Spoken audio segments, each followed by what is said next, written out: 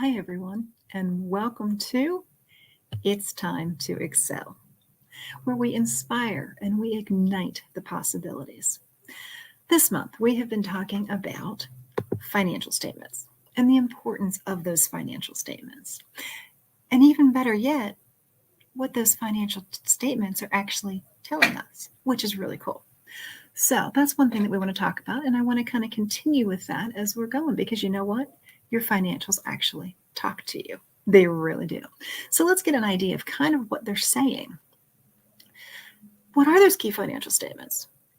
And what are some of the things that it will start to tell us? And we're going to kind of continue this over the next 2 weeks, this week and next week. We did our Lunch and Learn workshop where we actually dove into the financials and actually went through and seeing kind of how they are all put together.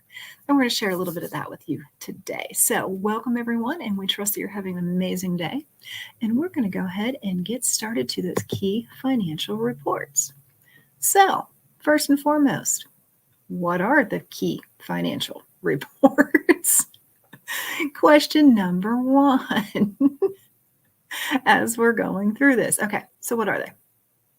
Key financial reports. They are, think of a scale. First thing that comes to your mind when you think of a scale? Balance. And if it's not, that's what should be coming.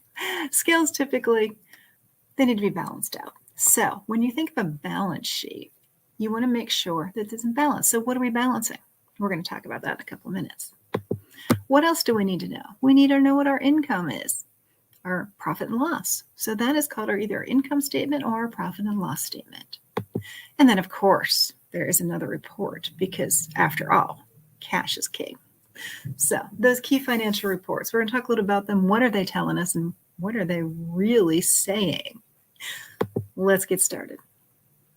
As I said before, and you guys have heard me say this over and over again, you have to have a system in place. And what's the best system? The one that you're going to use. So it's okay if you're using Excel. It's okay if you're using a software such as QuickBooks. Use something so that you can get and create these financial reports to actually take a look at them. So you know how your business is doing. That's the whole reason for doing this. You need to know what your business is doing. And the only way that you can effectively manage your business is by looking at these reports. When it comes to money management, it's crucial. It's crucial. So first one we're talking about is the balance sheet. So what does the balance sheet tell us? Well, I like to think of this. They've always referred in the accounting world because, us accountants are a little bit odd some days. I always say there's a magic formula, and it just simply boils down to this. There's 3 pieces that are on the balance sheet. You have your assets, you have your liabilities, and you have your equity.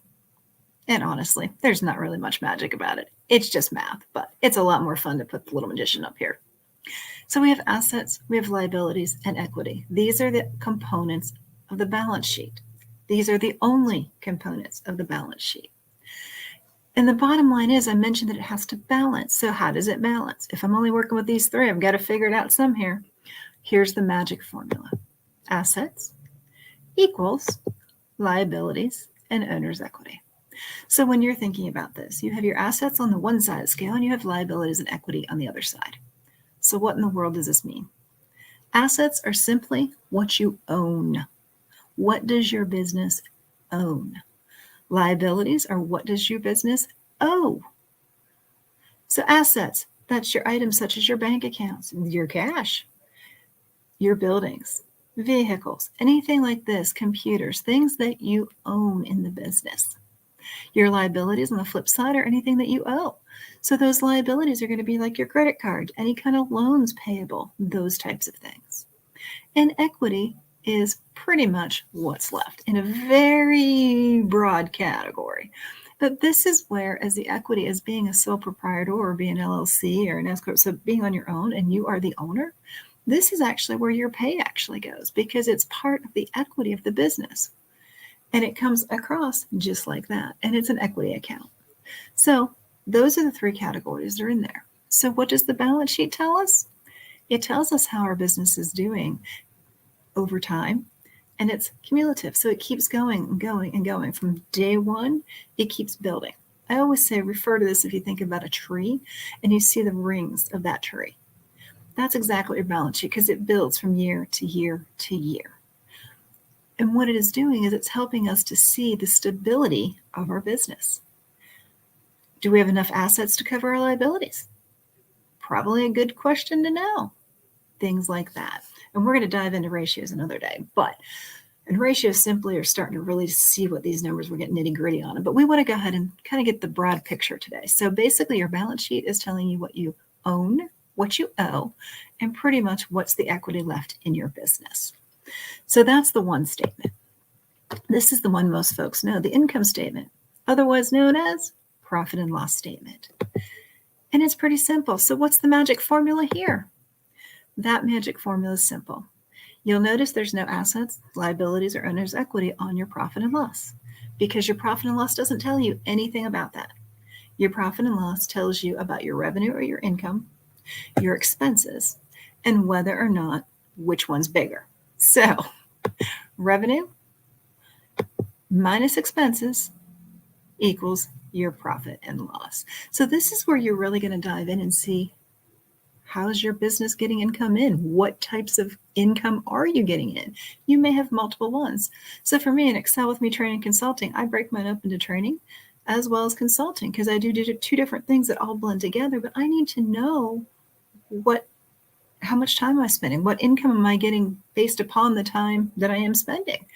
These are the types of things, if you break out the different types of revenue or revenue streams that your business is bringing in, it allows you to start really narrowing down where should you be spending your time.